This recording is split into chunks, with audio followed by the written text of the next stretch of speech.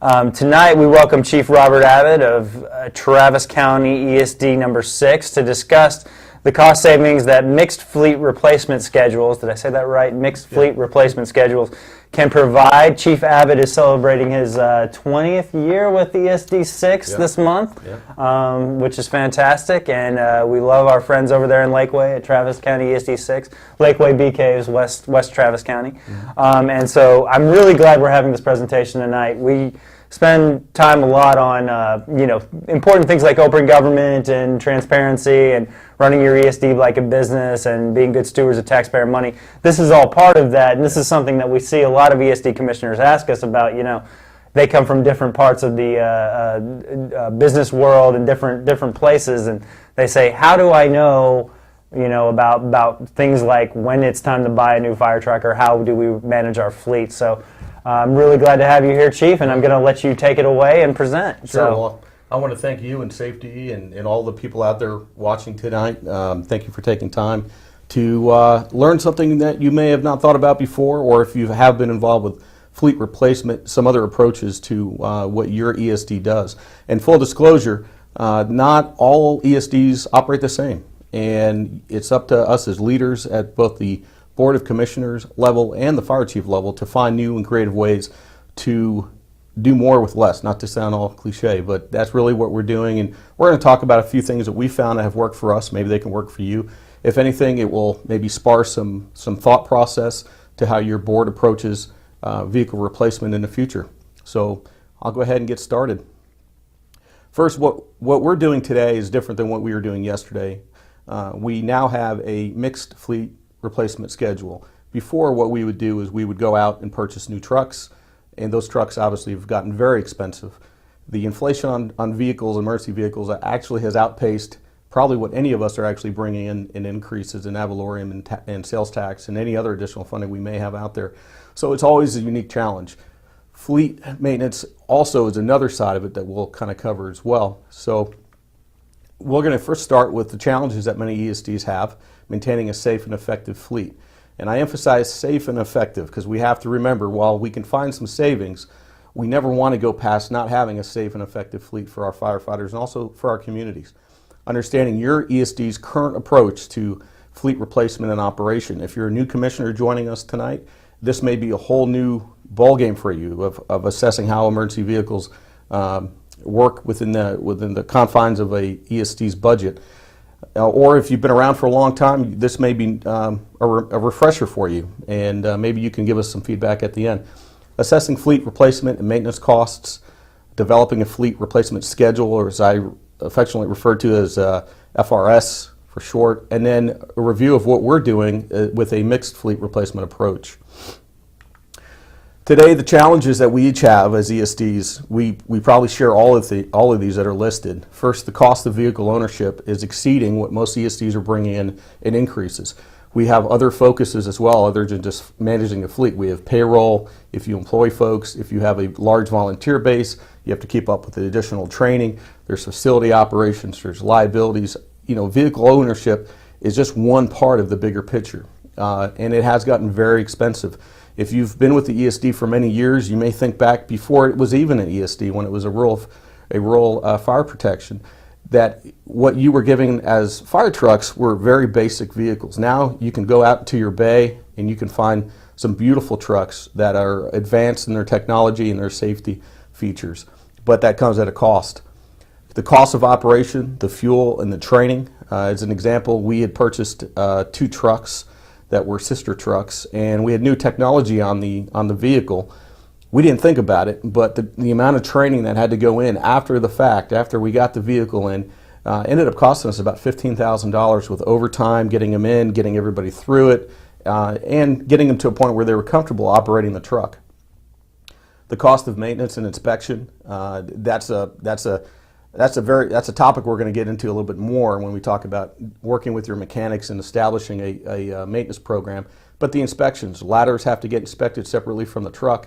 You actually have the state inspection. You have pump maintenance, which I refer to as PMs that the mechanics will do. In addition to, if you have an accident, you could be under scrutiny for your records. When was the last time you had this inspected? Changing needs of the emergency services. what we were doing last 20 years ago is different than what we're doing now. A lot of us are in the advanced life support business. We're running paramedic and on our engines. A lot of ESDs are actually transporting patients in the back of ambulances. Some of that didn't happen 20 years ago. And as that has occurred, we've had to update the fleet and ensure that we're giving the employees and the community a vehicle that can meet the demands of what we're now providing. Public perception of your needs and support. We have recently kind of experienced a little bit of pushback from some of the community in our fleet about 2 or 3 years ago. If you are out in the community saying your ESD needs more funding for all these things, whether it be fire stations, equipment, or personnel, and then you go down into the, you travel down the July 4th parade in a $1 million fire truck after you just said, hey, we need some money, people are going to start raising an eye to that. And I think that's fair. I think that's fair that we discuss that more. What the public's perception of our fleet maintenance program is, because it's in some ESDs, it's tens of millions of dollars. So updated NFPA standards and regulatory standards. If you haven't been around the emergency service fire world for a while, you may not be familiar with NFPA, National Fire Protection Association. They release standards that most of the fire service in Texas abide by, and that's going over gear, protective equipment, training, vehicle fleet maintenance, vehicle preparation, vehicle design. It's a number of things out there that we have to meet through that standard. Regulatory standards also, the Texas Commission on Fire Protection, if you employ professional firefighters, State Fire Marshals and Firemen's and Fire Marshal Association has some standards you have to go by. So these are all things that we have to consider when we're looking at our fleet. Also, identifying future demands or unidentified future demands. Some of the communities out there are developing at such a pace that 4 years ago they never discussed having to have a ladder truck because they didn't have any structures over 2 stories in their entire district. Nowadays, 5 years from now with the development, it's very possible you could have a whole downtown corridor built with buildings that are taller than 2 stories. That's going to lead you to need a ladder truck at some point. It'll also have an impact on your insurance safety office rating, your ISO rating as well. These are all things we'll get into here in a little bit. So if you're on an ESD board right now representing, or you've been appointed to a board, your fire department, your ESD, whether you know it or not, has some philosophy on how it approaches the replacement and operation of fleet. And I've broken them down into what I have seen about the largest 3 segments of that. Most ESDs have some form of scheduled replacement at a specific mark, whether that be age, whether that be mileage, whether that be a resale estimate or a trade-in value. A lot of that is tied in sometimes with lease agreements if you choose to lease your vehicles from a manufacturer. Also established repair costs. If your ESD has established that if this truck that is worth X exceeds a certain annual repair cost, we may consider getting it out of the fleet. I bump back up to age for a second because in general, the frontline engines are to run in a department that is covered under Texas Commission on Fire Protection under NFPA standards, 10 years as frontline engine and 15 years for frontline ladder trucks. Now there's some movement in there, but not much. So to give you a ballpark, if you have an engine out there right now as a frontline engine and it's more than 10 years old, you're going to need to consider at some point what you want to do with it. You do have some flexibilities in making that a reserve unit. So when you have a replacement and that replacement goes down for maintenance, you can use the other one that's over 10 years old, or you could do something like a refurbishment, which we'll also discuss. Some departments have the wait and see approach, or as needed. This sounds good in theory, but this is really where you get in trouble because the wait and see typically involves emergency repairs that get very expensive.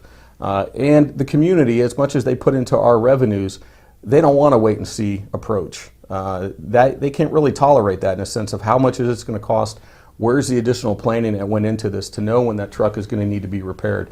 But unfortunately, some ESDs, based on the revenue that they get and the great work they do in the community, that's the approach they have to do. They have to use is, when this truck goes down, we'll go ahead and try and replace it, but we don't really have too many plans on what we're going to do at that point. Then there's the other side. Some ESDs wait until there's funding available. And it's kind of like a roller coaster. Sometimes there's a heightened award of grants out there through FEMA and the AFG grants, but those are drying up, as everybody knows. There's donations, so you may have a corporation in your community or a HOA that wants to donate maybe a brush truck chassis or some resemblance of a vehicle for you. Or your ESD may be in a situation where they're finding fundraisers as their vehicle to get the fleet up and running. Those are very challenging ways to replace your fleet because you never can guarantee on those things. And it leaves the community wanting to know what are you doing with our revenues? What are you doing with our taxes in preparation for when this equipment needs to be replaced? When we move towards assessing a fleet replacement costs and maintenance, these are some tools that we're using today, and I list a number of them because everyone has their benefit. First and foremost is record management systems. This is typically what the firefighters and paramedics are using for record management on the day-to-day operation of incident reports and also maintenance reports or shift logs. You know, today we took the truck out, we pumped the truck, and we ran through the courses of XYZ for some training. This is usually housed in a record management system. Now, I'm not going to get specific to the brand because there's a whole bunch of different software packages out there, but most software packages out there, I can't think of actually one that doesn't have some form of maintenance tracking program. Now, some are more robust than others, for sure, but that is something that mainly your operational folks will be working with is a record management system or RMS system. Accounting software. So we make the change over to accounting software. Some of the RMS systems don't actually track the cost of the maintenance. They track the fact that it was done, when it was done, when it has to be rescheduled, when it has to be reinspected, but they don't really come into the accounting mechanism of financial control over that, or even being able to generate some decent reports. I use this one example of QuickBooks. So if your ESD is using QuickBooks, there are some things that you can do within QuickBooks right now.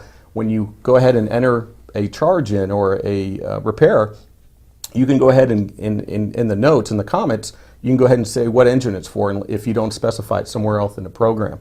And that's going to be important down the road so you can track vehicle costs of maintenance per truck. I was consulting with a department a couple months ago where they were all over the board about what they were paying for and you know what the $10,000 repair was, what vehicle had it. They didn't have any record of it. And that just took more time. Eventually they figured it out. But if you do it on the front end, it will make your work much easier in the long run to try to put this thing together. Microsoft Excel. And I use Microsoft Excel exclusively when I take information out of record management systems or I get funneled reports from accounting softwares because I like to see my data in certain ways. And I've worked with Excel long enough to know the tricks. But sometimes I have to call somebody who is smarter than I am to get me where I want to be. But I'm able to pull some pretty good reports, but it requires me taking information from a couple different sources to see the data as I'd like to see it. Maintenance records. The question for this is if you document it in your record management system or whatever system you have for documentation, how easily accessible is this? This is important when you go towards ISO rating evaluations. They want to see your maintenance records, but also if you're looking down the road to have your fire department accredited or your ESD accredited, you're going to need to have all these records for many years in an accessible file that they can access. The challenge with maintenance records is one, keeping up with them, and also having a relationship with whoever's providing you the records, whoever did the work on your vehicles, providing you something you can actually use. There are some smaller outfits that are working on fire trucks that are not actually certified as emergency vehicle mechanics. And I know in many parts of the state that's the case, just because they're close, they want to help out the ESD, and they're doing things like tire balancing, brake jobs, some engine work, and so forth. When it comes to the pumping part, though, you really should be using somebody who's certified to work on a pump. If you should have an incident on a scene down the road, the first thing an attorney's probably going to ask for you is show me your records, show me your maintenance records. And if you do even have some resemblance of a maintenance record from a local mechanic, they're going to ask, are they qualified to work in a fire pump? And that's where a lot of people are going to have concerns. So maintenance records are important. So establish a relationship with your mechanics to where you're getting legitimate paperwork back, not just the invoice of the repair, but actually a description of when it was, what was fixed, and if it needs to be followed up at another time. That will come back, and I've had personal experience with that. So food for the wise there. Out of service times, or OOS. Out of service times for departments that are busy mean more probably than a department that's running, let's say, 500 to 1,000 calls a year. But the public relies on us to ensure that every vehicle that we have in our fleet is ready to go at any moment. So it's important for us to track the out of service times, and we have some more slides and material on that, and what you can do with that information will be very helpful in establishing your fleet replacement schedule. And then indirect costs of downtime. While just taking a vehicle out of service may not sound that big of a deal, it has a ripple down effect if you're in a growing community that's running some calls. If we take an engine down for repair, in most cases, depending if you have a reserve ready to go, a frontline, or what we call a ready reserve, meaning it has all the equipment that the other truck had on it, which very few departments have, it's going to take about an hour or so to get your crew changed over to a truck to use while the other truck is out of service. So if it went in for a 2-hour repair, they're actually going to spend 2 hours just going back and forth. 1 hour to get into the vehicle and an hour to change back into the vehicle. And that has direct implications on your response and your operation. And then lastly, when you build out this replacement schedule, you really need to work with your finance folks and your board of, the chiefs really need to have a good relationship with the commissioners to get the capital improvement plan going, and then look at what strategic plans are moving forward. Now, strategic plans are important because this is going to help you also identify vehicles that you may not own right now that you're going to need to operate in the future. So if you're in a community that has fast growth, you have large buildings coming in, you have high occupancies coming in, you're going to probably need more vehicles or even different types of vehicles than you're used to buying. You will probably be very surprised also how expensive they can be, even some of the base models. So a strategic plan would help you get a better understanding where your ESDs need to go with your vehicle replacement schedule. Because while you may not own ladder trucks today, it's very possible in 5 to 7 years you're going to own a couple of them, and you're going to have to keep up with that additional maintenance. So get ready for it. That's what I'm saying. And here's the example of the tracking of out of service times. We just use this one scenario, engine 1. It's a basic engine. It's required to be in service 24/7, 365 days a year. That's an expected hour count of 8,760, so 8,760 hours. If the truck never went out of service, that's the service it's going to be providing to the community. So 2 scenarios here, and just understand these are fictional time estimates. Engine 1 is scheduled to have 7 minor repairs and a pump maintenance, a PM, all at one time. Now that makes sense to us, right? If you go in and if you have something wrong with your car and you have a couple things wrong with your car, it makes sense to have the mechanic fix it all at once. So that's the track that we're going with this scenario. So total time for the actual repairs is about 8 hours. Takes an average crew of up to 60 minutes to change in and to change out of a reserve unit. The mechanic takes about 30 minutes to set up. So you start breaking this down. The 8-hour repair really, when you're looking at tracking out of service time and changeover time, is a 10-hour segment of time, 30 minutes for the mechanic setup, and then 1 mechanic trip fee. Now, if you have an in-house mechanic, congratulations. A lot of ESDs don't have that opportunity to have an in-house mechanic who can do a lot of this work, and it's not billing by the trip or by the arrival to the fire station. Most of us pay through a contractor a trip fee. Every time they come out to fix something on a truck, we have an hourly rate, we have the supplies that they're using and the repair parts, and then we also have a trip fee. That's to cover wear and tear in their vehicles and fuel consumption. So we have that every time they come out. If we go down to the other scenario, B, let's say that because of demands and Murphy's Law, usually when you have one truck go out of service, it's soon after you'll have another one go out of service and you're out of reserve units. So in this case, we've put off 7 minor repairs in the pump maintenance, and we just said, you know what, we're going to spread them out so the truck is not out of service that often, in theory, compared to being out of service for a whole day, because a whole day to us is a lot. But when you break it down, it has a bigger impact on that. So if you were to have 7 minor repairs in a pump maintenance, which is very common even on a truck that's reliable in a given month, in a given year, it's going to be the hours to fix that is still going to be 8, but you got the crews now changing in and out of the vehicle up to 8 times at an hour, or maybe up to an hour per cycle, plus the startup time and the setup time of the mechanic every time he's got to come out. In addition to that, you have 8 different mechanic trip fees. And I think we pay on average about 90 or 80 to 90, you can catch me a line there, dollars for a trip fee to come out. And that's to and from, so that's there and back. Not to mention the actual repair of the vehicle itself and the hours of that. So tracking out of service time is very important. Here's a form that we've been using. Now this is done in Excel based on getting information from both the record management system and the accounting software. So again, this is resourceful in putting it into a program that just, for me, it works for me. If you just have a couple folks that know Excel, you could build this very easily to meet your needs. But what I want to kind of point out is this tracks, I just have a bunch of trucks there, engines 1 through 7, Quint 1 through 4. And we expect each one of those, if everything goes right, to be in service as frontline units 8,760 hours a year. That would mean 24/7 around the clock for 365. If you track each truck's out of service time per month, you would get a total out of service time. And on the top, engine 1, the first line, the total for that year would be 300. Okay, so 300 hours out of that 8760, it's out of service for some reason. And in this case, we're just tracking the mechanical side of things. You break that down to a per month average. So on a monthly basis, on average, that truck, engine 1, is out of service about 25 hours a month. Now that's equivalent to, for folks that have 24-hour personnel, it's effectively one full shift of being out of service. Now you see that some months it may only be out of service for 3 hours, and another month it may be out of service for 120 hours.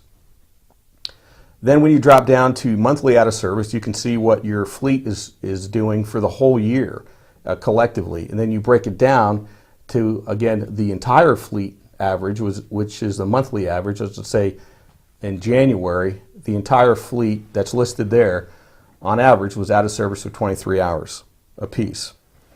And you can track that. This would be very helpful for assistant chiefs over operations, fire chiefs, logistics officers, because now you can start seeing trends in out of service time. So if you look at the left box, when it highlights a number of repairs and out of service time in June, what you'll see is that could be a trend that you're identifying as an issue.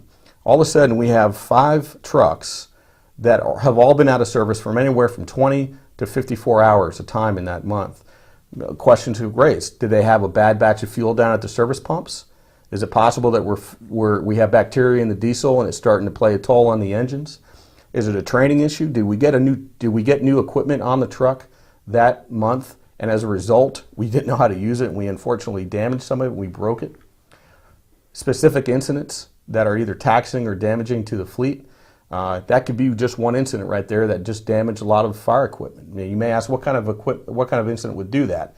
A large fire would. Would it be a wildland fire where you have a lot of vehicles popping tires, throwing transmissions, breaking drive shafts? Or if you have a large commercial building, or let's say an apartment complex, and the trucks are just literally parked too close to the fire and they have damage from heat. That actually happened in the city of Phoenix about 7 years ago. They had a large apartment complex, and they had four alarms around the apartment complex, and they damaged up to 10 trucks just based on the radiant heat against the trucks. So that could be an example of that. And then fleet-wide update on the NFPA standard.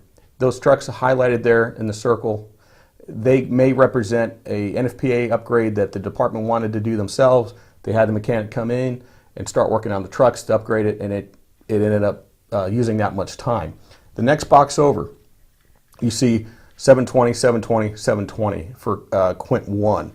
This is significant. We had a Quint that had a recall on the ladder, and the ladder, we ended up having to ship it back to the manufacturer for them to fix it. Now, we didn't have a problem with the ladder, but they had incidents with the ladder that required full recall on all the trucks. And I think it was about 500 trucks throughout the nation. So that truck was out of service for 3 months. And it had a big impact on our operation. So if you go over to that, what that 720 hours per month for 3 months does is it drops our out of service time 25% out of that 8,760 hours. Now, a lot of you may say this is ridiculous that we're even tracking it like this, but if you're in a growing system, it's very important that these numbers have some impact to somebody within your organization, and they can start making changes as a result. In average, a decent fire truck that's well maintained will have an in-service time throughout the year of about 85 to 95% of the time. Ladders typically take a little longer to repair. There's some certifications that have to go into recertifying the ladder, and engines usually are about the 90%.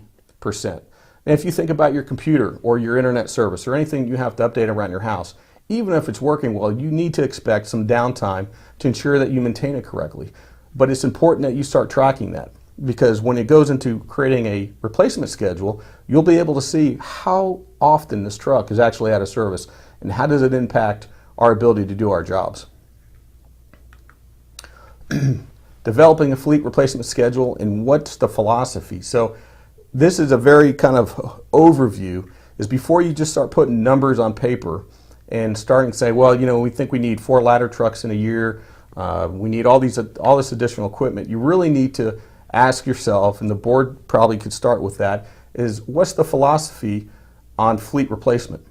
What is the ESD's approach to replacing these vehicles? And it should really start at the fire chief and commissioner level. Then ask the employees. If you have a labor union, be very open to taking feedback to what they think about vehicle replacements and schedules. Mechanics, I allow mechanics because it's important that you have a really good relationship with your mechanics. Bring them in early on builds. If you're going to be going to buy a vehicle, whether it be a demo or a used vehicle, bring a mechanic with you. We have some trucks that are being refurbished right now, and we fly the mechanic out to the facility that's doing all the refurbs at the start and at the end, just to ensure that there's that dialogue back and forth. And as a result, the company has agreed to use this mechanic for warranty work. So we don't have to send the truck back, or they have to send somebody to us. They have enough confidence in our mechanics to do the warranty work. So that's something I would bring them on early in. Subject experts, there may be people in your community. We actually have a community advisory committee of 25 very actively engaged folks that are a subset of the Commissioners Board that gives advice to the Commissioners Board on what's going on in the community that helps shape our focus. In doing that, we had a gentleman, Jerry Schmeil, who's a retired Caterpillar executive from Caterpillar. They make all the huge land-moving equipment, and half our fleet have Caterpillar engines in them. He worked with us to really pinpoint how much we were spending per mile on the vehicles. And it was a different way that we had never looked at how we manage the fleet. And when you start breaking it down per cost, per hour, it opens your eyes to how much everything's really costing. And if at anything, it motivates you to really kind of do your homework to get something together on that. So published materials, I'm really referring to NFPA standards here. Your fire chiefs will know what they are if you don't know what they are. They really are a very good guide, and pretty much you can't get around buying a fire truck nowadays that's not NFPA compliant. But it's important that you know the significance of that material. Also, neighboring fire departments, cities, elected and appointed officials. Neighboring fire departments can help you out. Maybe they have a vehicle replacement schedule that's working for them. Take a look at it, see where you may have some similarities. If you have cities within your ESDs, ask them if they, depending on your relationship with the cities, ask them if they could help in putting this together. This is really where your perception will come from. So if you feel that the public's perception is questionable on you saying, okay, we need new ladder trucks for this growth that's coming in, it's important that you meet with your city representatives early in that discussion. If they're approving large developments that it's driving your demand, it's very important that they're on board with you getting the equipment that you need to service it correctly and safely. Have that discussion with them early. Don't wait until you're about to sign a purchase order for $1 million ladder truck because it could come back on you if you haven't had that discussion. Elected and appointed officials, and then the public. Meet with the public. Ask them their expectations. There are some people out in the community that have been with your ESD for many years, They remember a day that's different, when the brush truck was actually somebody's previously owned pickup truck with a skid unit in the back. And that was their brush truck, and it worked for them. It worked very well for them. But now we've gone 20 plus years, and the complexity of what we're doing doesn't really allow that often anymore. And it's important to kind of educate those folks, because they're probably still actively engaged in your community at some level. Make them the champions of your new fleet. Bring them in, say, hey, we want to ensure that we're giving the community the best bang for their buck with the fleet. We want to make sure the employees have safe equipment. So they can be a huge, huge benefit to your program if you bring them in. Manufacturers and dealers. So if you leave the vehicle replacement schedule up to your dealer, I've always considered it's kind of like the IRS doing your taxes for you. Yeah, they have valuable information. They may not always agree with the approach of how you want to buy trucks, how you want to replace trucks, or even what trucks to buy. But it's important you have a good relationship with them. I would be cautious of letting any dealer come in and tell you when you should buy your trucks, because more than likely they're going to be trying to sell you all new trucks at a different schedule than you may be able to afford or even really need. So it's been my experience in Texas that the manufacturers here and the dealers specifically have really good reputations. I've never been burned by a vehicle dealer, a fire truck dealer. I've heard horror stories, but I personally myself have not, and I think that most of the folks in Texas that are selling fire equipment are doing an excellent job. But it's something you have to understand. They're in it to make some money. So, but they do have things to offer you. So we'll talk a little bit about that. What does a vehicle replacement schedule look like? Some people think it's 25 pages and it's it's got to be updated every hour, and that's not really the case. What I offer you in front of you is just a very quick sample, and you may not be able to read specifically every number, but just the layout of three major components to a vehicle replacement schedule. First is the specific vehicle ID. We need that to ensure that we're talking about the right vehicles. If you've purchased vehicles in the past together, as we have, we was kind of like Noah's Ark. We purchased vehicles 2 by 2 by 2 by 2 because we were getting incentives on buying secondary chassis. So, but the problem with that though, is through life, sometimes those vehicles change identification numbers. Well, it used to be engine 1 is now engine 3, for example. Well, when you're tracking a vehicle through its life, it's very important that you track it by the VIN number. Not so much what it is today, but what is the VIN number, because that's really what you're needing. Because it's just like naming somebody and changing their name halfway through their life. It's confusing. The second part is the historic data. It includes the age, the miles, the replacement estimate. What do we estimate this vehicle to be when we replace it from a cost perspective? This is where a dealer can help you. So if you're saying we need to replace a ladder truck in 15 years, the dealer will give you a pretty good ballpark of what that's going to cost you. There's a per year annual inflation. Now it's difficult sometimes because EPA and some of the changes they have, they can come in and change pretty much anything they want on the fly, and it will have a direct impact to what you're paying on the cost of a vehicle. So the dealers can help you out there, give you a ballpark of what a vehicle replacement would be. Or if you have neighboring departments who have purchased vehicles recently, like within the last 6 months to a year, I really want to go past a year because too much can change at that point. They can tell you what they ballparked on their equipment. And then the maintenance cost. This is extremely important. This is where you start breaking down on an hour by hour, mile by mile basis on what this is costing you to run this vehicle. Now, you need about 3 or 4 years worth of that data to really have a boned up vehicle replacement schedule. But this is a start. So even if you've never maintained this type of information before, laid out like this, you can start now. It's better to start now than later. And then the third part of it is the replacement plans and dates. What is the plan to replace this? Is it going to be a full brand new replacement? Is it going to be a refurbishment? Are we going to say, we're not even going to replace it. We don't have a need for it after a couple years. We're not doing that type of work anymore. One department actually used to have, that I know, they had 17 brush trucks. And they kept maintaining the brush trucks every year, 17 of these brush trucks. The irony is that the community has built out so much, they didn't have that much wildland fires anymore. There was no need for 17 brush trucks, but they continued to maintain it because that's the norm. So what they did is they surplus almost all of them, but I think 3, and they've never had a problem. And they were actually able to get some money to put it back into the general budget.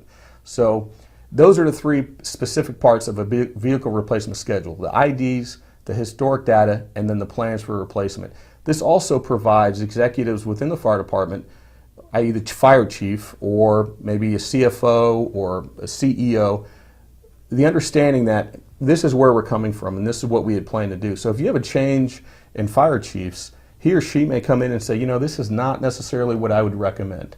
And at least they have data to go on to see what the plans were, to see where that money was allocated. And if they need to make an adjustment midstream, they can obviously do that. But they have the data in front of them.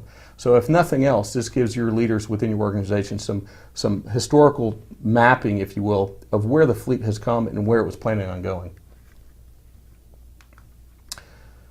The mixed fleet replacement approach. Now, this may not work for all fire departments. And this is something that we hadn't done as ESD 6. We were typically always going out and buying new vehicles, especially the large ones. We would assign a fleet committee. They would meet for what seemed like months. They would come up with this, they would come up with that. They would go to trade shows, which is great, but when you send a fleet committee to a trade show, expect that you're going to come back with trade show products that you may or may not need, but they're out there. But it keeps them abreast of the technology at least. So new units. Eventually you have to buy new vehicles. At some point in your ESD's future, you will have to buy new vehicles. You have the benefit of custom specs. That's important because we talked about development in your community. We're doing a lot more technical rescue than we used to. But what we didn't do is we didn't go out and buy a big rescue truck to house all the equipment. We made do with what we had. Not to say it's right, not to say it was actually all that effective, but we didn't race out to buy a new rescue truck as a result. Because of that, the next time we start building new trucks, new spec trucks, we're going to have to now consider for all the equipment that we didn't have 5 years ago, that we're now transporting on the existing fleet. Updates and safety standards. There's a certain things that a truck built 10 years ago will not have. Some trucks don't have airbags on them. As far as frontal and side impact safety airbags, that's something that your commissioners may hold very high, and regardless of the ability to buy a used or demo or refurbished truck, they want to make sure they have airbags, so you're going to end up buying a new vehicle. Numerous financing options, and this is probably one of the big benefits of buying a new truck or even a previously owned truck, is that you have a lot of flexibility in how you're going to finance that. If you're in a position as an ESD to pay cash, great. If you're in a position where you have some relationship with the cities that you protect and they want to do some funding because maybe they have a better bond rating, maybe they can get better rates, that's great. You can even go into joint purchases with other entities. We had recently talked to a neighboring fire department who's actually a municipality about doing a joint purchase. So we were going to agree on one common truck and the common specs, and we were going to purchase it together. And we estimated we'd save about $150,000 in buying 2 trucks together, even though they're going to be painted and labeled a little bit differently. At the end of the day, it's the same truck. So leasing options with a brand new truck, there's so many leasing options. And maybe that's what your community, maybe that's what works for your community, is just continue to lease these vehicles. Demo and pre-owned units. Again, we were more of always building the big Cadillac level, big pavement queen trucks. And they've gotten pretty big. As a result, we're scaling that back in the last couple of years, and we've purchased some demo units and we've purchased some pre-owned units mixed in with the new vehicles that we'll be buying. They have the latest options. Typically, when you buy a demo unit, it's been our experience, you get every bell and whistle that you probably would not have purchased normally, because there was a spec to be a demo, they wanted to showcase the talents and the technologies, and now you're getting something that you probably would not have put on the truck in the first place. That's not bad, but it's something you need to consider. Case in point, we ordered a fireboat and we purchased a fireboat that was a demo. It had flare on it, and if you're not familiar with flare, it's very advanced technology to pinpoint locations of human heat or any heat object. So if the engine is the human, and we have it on the fireboat. That's not typically something we would put on the fireboat because of the cost of it, but it came with the demo. And we were saving so much on the demo that we said, well, great, we're going to start using flare now. Well, until that flare breaks then. When that flare breaks, it's a whole other discussion of are we going to continue to use this equipment? So that's just one thing I would caution anybody, is if you're getting a demo that's got every bell and whistle on it, That's great, but you also have to consider what you're going to lose when you have to replace it or fix it. Quick turnaround times. We were able to get some brush trucks on a demo and also the fireboat within 60 days of learning about the vehicle. And that's a pretty quick turnaround if you've ever ordered a vehicle. Also, discounts and incentives. Manufacturers offer a substantial amount of incentives and discounts for demos and pre-owned units. So something to look into. And then lastly, probably the biggest change in our philosophy on a mixed fleet replacement approach is full refurbishments. Now, I'm not talking about just a paint job. I'm not talking about new decals. I'm talking about frame off, axles off, engines off, and we'll go over this in a little bit, refurbishment of a vehicle. NFPA standards have changed in the last couple of years to where they're allowing vehicles to be refurbished if you go through the full process, and you can extend the life of that vehicle. And we have found significant savings as a result of that. Quick, the new units, updated safety features and technologies, as we mentioned, spec'd out to meet the specific needs of your agency. And as things change in your community, you may find yourself having to get a vehicle that you'd never bought before, so you're going to have to get it new. Sometimes these vehicles, especially ladder trucks, it appears, are purchased to gain insurance safety office credits, ISO credits. If you're in a developing community with a lot of multifamily dwellings, apartments, and large-scale retail, you're probably going to be told at one point you need a ladder or two to service that area. That may not be something that's currently in your fleet.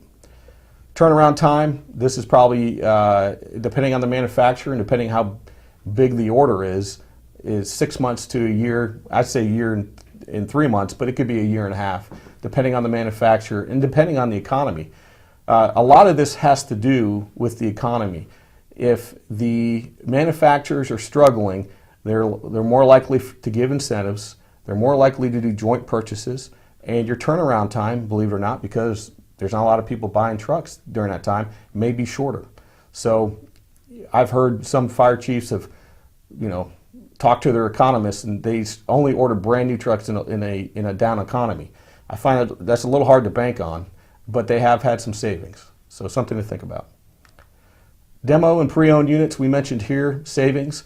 So if you have a truck committee, and a lot of people get very emotional about the fire trucks, let's just be honest. If you've been in the fire department long enough, whether you're a commissioner, chief, or a firefighter, this is a big part of our culture, is having a reliable and good-looking fire truck. And if you've gone years of having a fleet committee that specs out the trucks, and they're used to taking all the travel to go see the truck and go all of the trade shows, when you say we're just going to go out and buy a demo or a pre-owned unit, that actually strikes a nerve with a lot of people in the organization. And they're not sometimes willing to give up the control of that specking out a new truck. So I think it's important that leaders, again, get ahead of that and look at the savings versus the actual specs that are being required. These trucks that we have here, the 2 brush trucks and a fireboat. I'll start with the brush trucks. There's not a piece of equipment on there that we hadn't planned on already ordering. Now, is the light exactly over the wheel well where we would have put it? Would we have put it 2 inches to the left and they have it 2 inches to the right and it's wrong for that reason? We were able to look past some of these small little things and realize that this is a fully compliant, NFPA compliant brush truck. It meets all the standards, and it's actually meets all the wildland standards as well. So is it that big of a deal that it's not exactly how we would have spec'd it out? To us, it wasn't, because we were focused on getting a compliant truck and saving money where we can. And then the fireboat, which I mentioned, that round thing at the very top of it, that's actually the flare unit and GPS unit. We would have bought a boat with GPS inside sonar. The flare was an addition, though. And again, we've used it. It's been helpful. We've found a few victims as a result of having it. But when it breaks, it's not inexpensive to repair.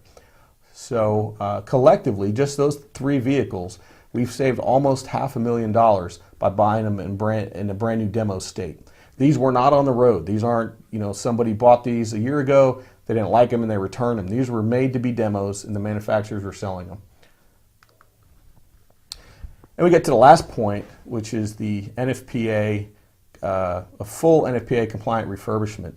We show you a before and after picture. And I got a few more slides. It's not just the paint job, and that's what we need to emphasize here, is that the NFPA standards on refurbishment have been updated, and they're allowing what I would think is a little bit more flexibility in what you can do with your truck to refurbish it than you could years ago.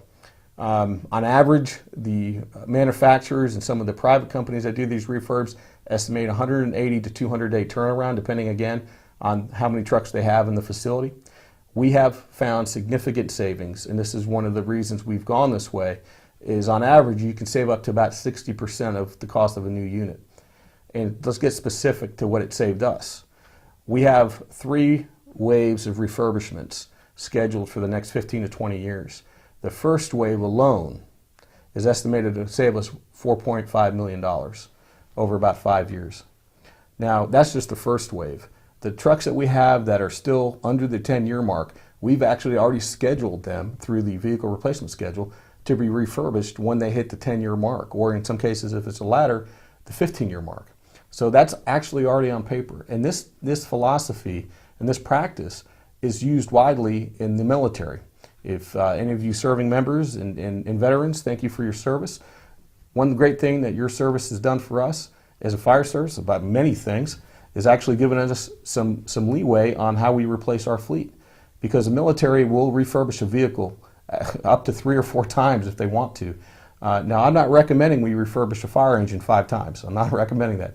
But I think we can take that philosophy and put it to work, which we're doing in ESD 6, to get some more extended life out of these vehicles. This is an investment. We don't buy fire trucks with the sole purpose of trying to maintain a high resale value, because we don't lease them, and we don't necessarily, we'll sell them at the end and surplus them, but we're not caught up in that. We want to make sure that we're offering the community an extension of the truck's lifespan.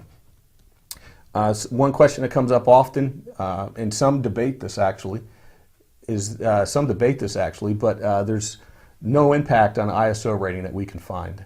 Now we've asked ISO does a refurbished truck have any impact on an ISO rating, and we were told flat out no. We've had some dealers, ironically, tell us that's not the case. But we haven't been able to get any information from the dealers on exactly how it would impact an ISO rating. This is just an example. This is not lipstick on a pig by any means. This is the engine comes out, axles come out. This is the refurbishment inside, all new upholstery, and that's the outside of the refurbished truck. And then wrapping up, I think it's important that we remember that every ESD is different with its own challenges. We share many of the same challenges, and I think ESDs have come a long way in Texas. I haven't been doing it as long as some of you have, but just in the 20 years I've been doing it, collectively ESDs have generated tremendous innovation in what we're trying to do, given the financial limitations we have. Fleet replacement schedules help the Board of Commissioners make funding decisions. The fire chiefs can better plan for downtime and work with their staff to find cost-saving measures. And then the community is provided a level of assurance. I could keep going on forever about that, but I promised them I wouldn't.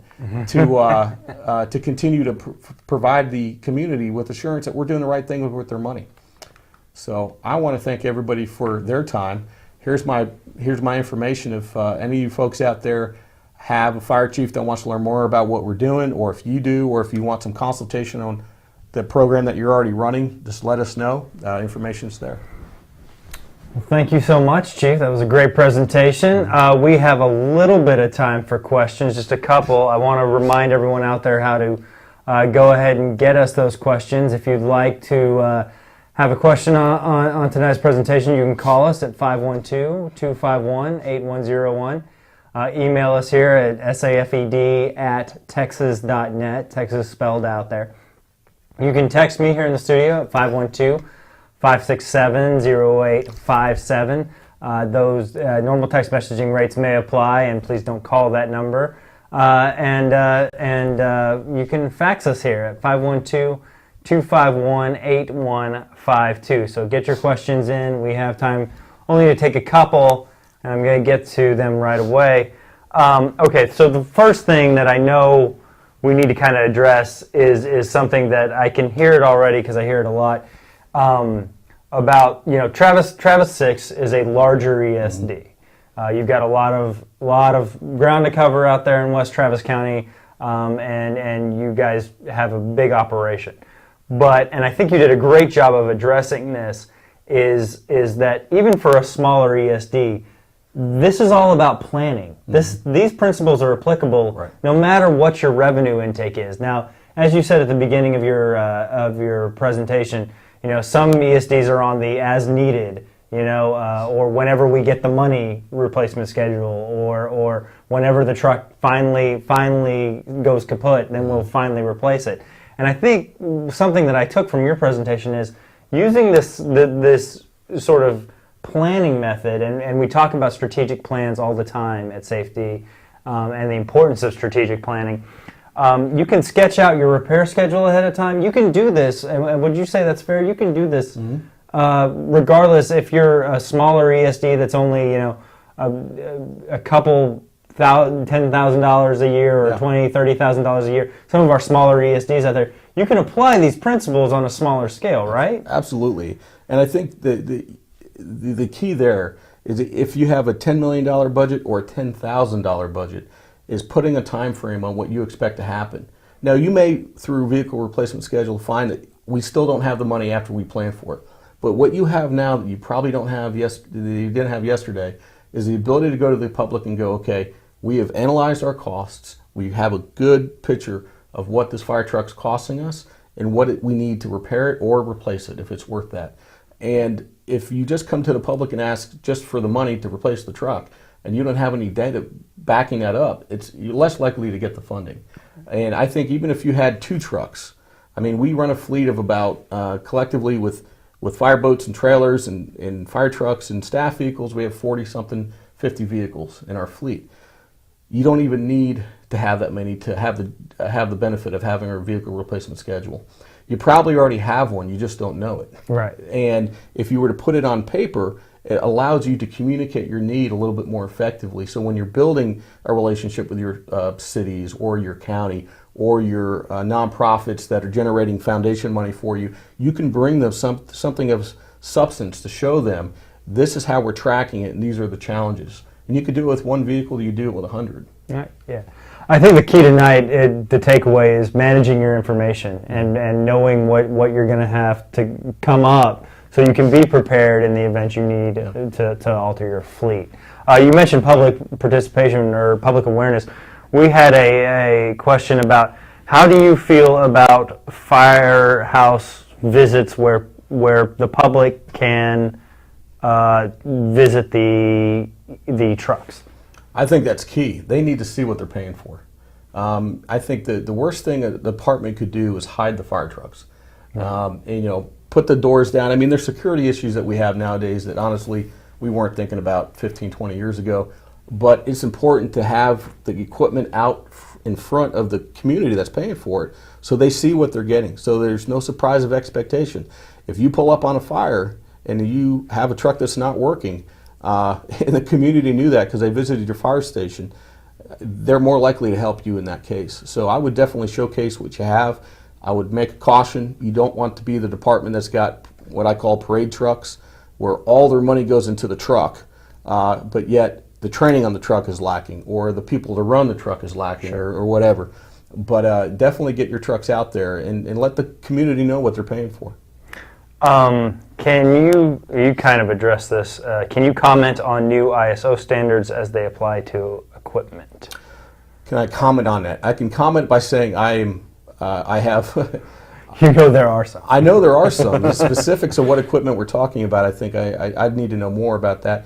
But as it relates, let's just say, I'll take this as it relates to fleet, is ISO, if you haven't gone through an evaluation, is going to be real specific on documentation, whether you have a brand new fire truck or 20-year fire truck.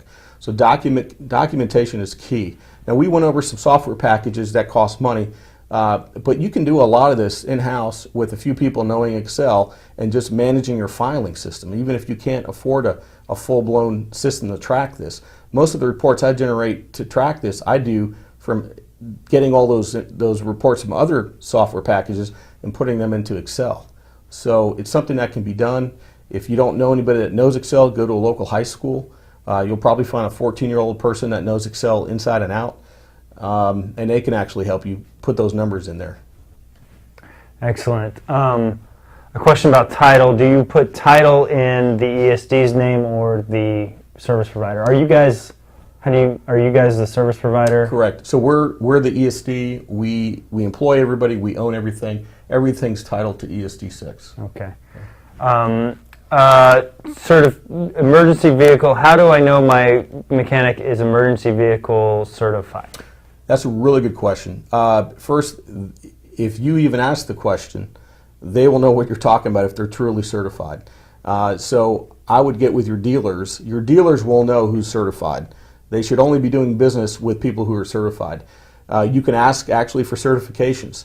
Now, it's been my experience, even some of the very reputable fire repair, emergency vehicle repair companies certify their folks. Not everybody chooses to keep up with the certification after it's been obtained. Now, I'm not specific. I don't know about the background on that. I don't think it's required. I do know that the folks that we work with, they do send their folks to the trade shows. They do send their folks to, we're talking about mechanics, to continue education. But once you get the certification, that's really the key. Now, and that's obtainable. I mean, it's not that if you're working with a local mechanic that they can't touch your truck. But when it comes to specific things like the fire pump, anything that's covered under ISO attachments or NFPA concerns, you do want somebody who knows what they're doing on that. That way, if it comes back to and you had a truck fail at a fire, which happens to the best of fire departments, you can go back and provide the documentation and then say that this truck has been maintained by a certified emergency vehicle repair technician. Excellent. And with that, I'm just checking the clock. We are actually out of time. We got to get on the road. So thank you all for joining us tonight. And thank you to Chief Abbott for that great presentation.